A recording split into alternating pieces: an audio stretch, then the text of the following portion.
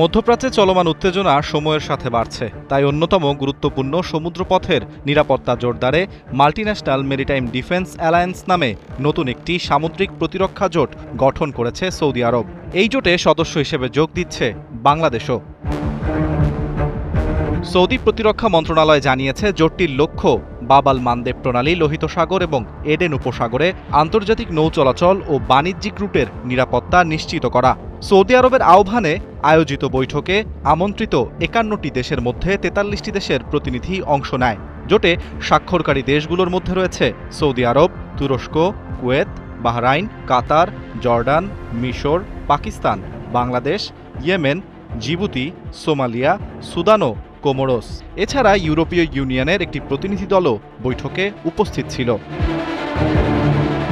জোটের আওতায় সদস্য দেশগুলোর মধ্যে গোয়েন্দা তথ্য বিনিময়, যৌথ সামরিক মহড়া, সমন্বিত অপারেশন পরিকল্পনা এবং প্রয়োজন হলে সমুদ্রে যৌথ অভিযান পরিচালনা করা হবে। তবে সৌদি কর্তৃপক্ষ বলছে, এটি সম্পূর্ণ প্রতিরক্ষামূলক একটি জোট এবং কোনো নির্দিষ্ট রাষ্ট্রকে লক্ষ্য করে গঠন করা হয়নি। বিশ্লেষকদের মতে, যুক্তরাষ্ট্র ইরান উত্তেজনা এবং ইয়েমেনের হুথি বিদ্রোহীদের ধারাবাহিক হামলার কারণে লোহিত সাগর ও বাব আল মানদেব অঞ্চলে নিরাপত্তা ঝুঁকি বেড়ে যাওয়ায় এই জোটের প্রয়োজনীয়তা আরও বেড়েছে। সম্প্রতি হুথিদের সৌদি আরবমুখী তেল পরিবহনে বাধা দেবার ঘোষণাও এই উদ্যোগকে নতুন মাত্রা দিয়েছে।